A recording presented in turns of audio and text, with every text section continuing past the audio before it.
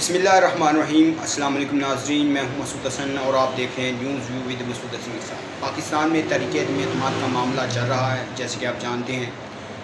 اسی صورتحال میں عمران خان صاحب نے اپنی پارٹی کے ورکرز اور کارکنان کو اسلام آباد میں جمع ہونے کے لیے 27 مارچ کا دن جو تھا وہ مقرر کیا۔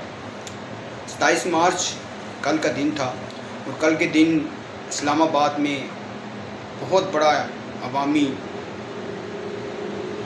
کہنے کے جلسہ دیکھا گیا۔ بعض اپوزیشن کے ارکان یہ کہہ رہے تھے جو عمران صاحب کے خلاف تحریک عدم اعتماد کا معاملہ لے کر آئے ہیں، وہ یہ کہہ رہے تھے کہ عمران صاحب کا یہ جلسہ کامیاب نہیں ہو سکا۔ کوئی کہہ رہا تھا کہ 5 ہزار سے بھی لوگ کم تھے، کوئی کہہ رہا 15,000 سے بھی کم تھے، کوئی کہہ رہا تھا 10,000 سے بھی کم تھے۔ تو یہ معاملات بہت ہی سنگین ہوتے جا رہے ہیں، کیونکہ اب جس طرح دن بہ دن اپوزیشن کے تمام دعوے ایک طرف، لیکن اسلام آباد انتظامیہ، ٹول پلازا انتظامیہ اسلام آباد کی، اس کے مطابق عوام کا ایک بہت بڑا سمندر تھا اور جگہ جگہ جو سڑکیں بلاک ہو گئی تھی اسلام آباد میں، اور لوگوں کو وہاں کے رہائشیوں کو بہت پرابلم کا سامنا ہوا، لیکن جو گاڑیوں اور لوکل ٹرانسپورٹ تھی اس کا سلسلہ جاری تھا اسلام آباد میں داخل ہونے کا۔ تو کہہ لیجیے کہ یہ جلسہ ایک بہت تاریخ کا، پی ٹی آئی کا بہت بڑا جلسہ تھا ایک تاریخ کا، اور تحریک انصاف والے جو حکومتی جماعت ہے وہ یہ کہہ رہے ہیں کہ اس جلسے نے اگلے پچھلے تمام ریکارڈ توڑ دیے ہیں اور عمران خان صاحب کی یقیناً مقبولیت میں اضافہ ہوا ہے۔ عمران خان صاحب نے عوام کا شکریہ بھی ادا کیا، جو ان کے کارکنان تھے، پی ٹی آئی کے ورکرز تھے، ان کا شکریہ بھی ادا کیا کہ ان کا میں شکر گزار ہوں کہ وہ اتنا بڑا جلسہ شکر گزار ہیں کہ انہوں نے اس جلسے میں شرکت کی اور اس جلسے کو کامیاب بنایا۔ عمران خان صاحب نے اپوزیشن کو بھی آڑے ہاتھوں لیا۔ انہوں نے کہا یہ لوگ صرف اور صرف میرے خلاف اسی وجہ سے اکٹھے ہوئے ہیں کہ میں نے ان کے خلاف کیس کھول دیے ہیں۔ انہوں نے نواز شریف کو بھی تنقید کا نشانہ بنایا، انہوں نے پیپلز پارٹی کے ارکانز کو بھی اور پیپل پارٹی کے بلاول بھٹو زرداری چیئرمین کو بھی اور آصف علی زرداری کو بھی تنقید کا نشانہ بنایا۔ اس کے علاوہ انہوں نے یہ کہا کہ اس عدم اعتماد کے معاملے میں جو سب سے بڑی قانونی ہاتھ ہیں اس کے ثبوت ہمیں مل گئے ہیں، اور ہم یہ بھی جانتے ہیں کہ کس کے ذریعے یہ تمام کھیل کھیلا جا رہا ہے اور کون اس کے سرپرستی کر رہا ہے۔ عمران خان صاحب نے یہ بھی کہا کہ انہیں تحریری طور پر ایک دھمکی ملی ہے جسے وہ عوام کے سامنے شو نہیں کرنا چاہتے، جس کی وجہ سے کہ ملک کی سالمیت کو اور امن امان کے مسئلے کو نقصان پہنچے۔ تو انہوں نے لیٹر اپنی جیب سے نکالتے ہوئے کہا کہ اس لیٹر پہ پاکستان کو کھلی دھمکی دی گئی ہے، مجھے کھلی دھمکی دی گئی ہے جو کہ پاکستان کے مستقبل کو نقصان پہنچانا چاہتے ہیں جو لوگ ان کی طرف سے۔ تو کہہ لیں کہ اگر ایسا معاملہ تھا تو وزیر اعظم صاحب کو چاہیے تھا کہ اس کی ایک کمیٹی بناتے اور اس میں آرمی چیف اور صدر پاکستان کے ساتھ مل کر اس معاملے کو حل کرتے، اور یقیناً جتنے بھی لوگ اس کے اندر ملوث تھے یا جن کے بارے میں ثبوت ملے ہیں گورنمنٹ کو، تو ان کے خلاف ضرور کارروائی ہونی چاہیے، کیونکہ کسی بھی شخص کو یہ حیثیت حاصل نہیں ہے کہ وہ اپنی مقاصد کے لیے ملک کے جو وقار اور عزت ہے اس کو داؤ پہ لگائے۔ تو کسی صورت میں بھی اس طرح کی عمل دخل کسی صورت میں برداشت نہیں کیا جائے گا۔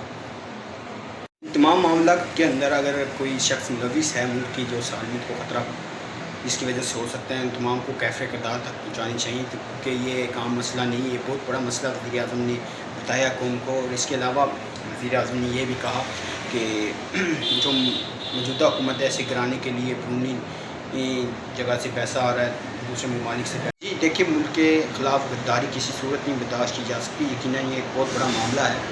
اور عمران خان صاحب نے اس کے علاوہ یہ بھی کہا کہ آصف علی زرداری صاحب اب جو ذوالفقار علی بھٹو صاحب تھے، ان کے جو نظریہ تھا، سوچ تھی، اسے پیچھے ہٹ گیا۔ انہی لوگوں کے ساتھ بیٹھے جنہوں نے بھٹو خاندان کو تباہ کیا، بھٹو خاندان اور ذوالفقار علی بھٹو کو پھانسی دلانے جن کا۔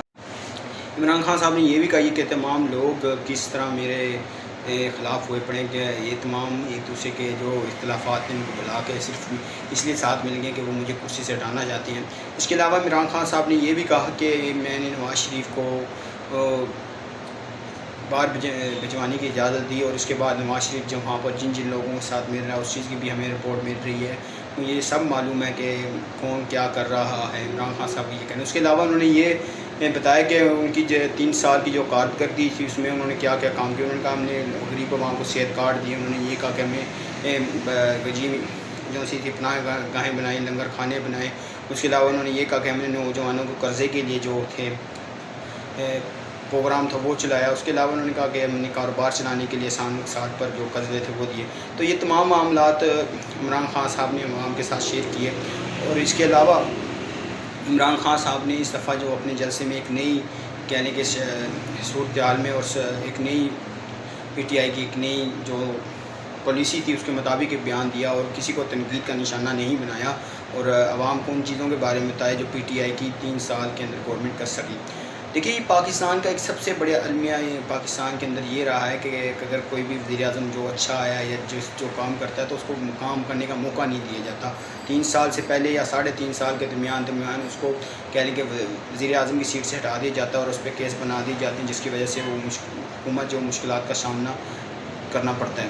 تو عمران خان صاحب نے یہ بھی کہا کہ انہوں نے کس طرح محنت کی اور کس طرح وہ پارٹی میں آئے اور کس طرح انہوں نے پارٹی کو کامیاب بنایا. اس کے علاوہ اپوزیشن کے جو لوگ ہیں ان کی کاف لیگ کے ارکان سے بھی ملاقات ہوئی ہے اور جبکہ نواز شریف کی طرف سے بھی یہ بیان آ گیا کہ وزیر اعلیٰ جو ہیں وہ ان کو بنا دیجیے, پرویز الہی کو بنا دیجیے. تو اس کے بعد یہ نظر آتا ہے کہ کاف لیگ وزیر اعلیٰ کی سیٹ کے لیے کاف لیگ یہ نظر آتا ہے کہ وہ مسلم لیگ نون میں شامل ہو جائے گی, کیونکہ کاف لیگ نے یہ کہا تھا کہ جو بھی ہمیں وزیر اعلیٰ کی سیٹ دے گا پنجاب کی ہم اس کے ساتھ مل جائیں گے. اور اس کے علاوہ طارق بشیر چیمہ صاحب ہیں جو ان سے کاف لیگ کے سینئر رہنما ہیں, ان کی طرف سے بھی کافی دفعہ یہ اس بات کا اظہار کیا گیا ہے. اور اب اس کے علاوہ ان کا بھی جو کہنے کے رجحان اپوزیشن کی طرف ہے. دیکھتے ہیں جی یہ کس کروڑ بیٹھتا ہے. عمران خان صاحب یہ کہہ رہے ہیں کہ ہم اس معاملے کے اندر اپنا اہم کردار ادا کریں گے اور کبھی کسی صورت بھی اس طریقے عدم اعتماد کو کامیاب نہیں ہونے دیں گے. تو پاکستان کی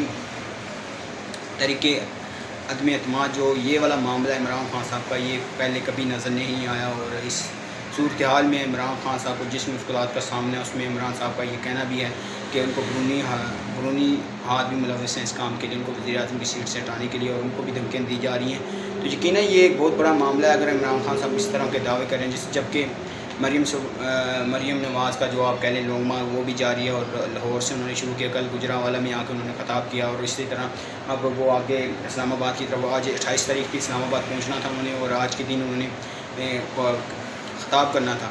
تو یقین اس بات پر ہمیں متفقہ ہونا چاہیے کہ جو ملک کے لیے بہتر ہے اس میں ہم اپنا کردار بھی ادا کریں. تو نہیں تو اس ملک کے اندر پھر ایسے لوگ آئیں گے جو پاکستان کے لیے نقصان دہ ہوں گے اور ہمیں بھی کہہ لیں کہ اپنا کردار ادا کرنا پڑے گا.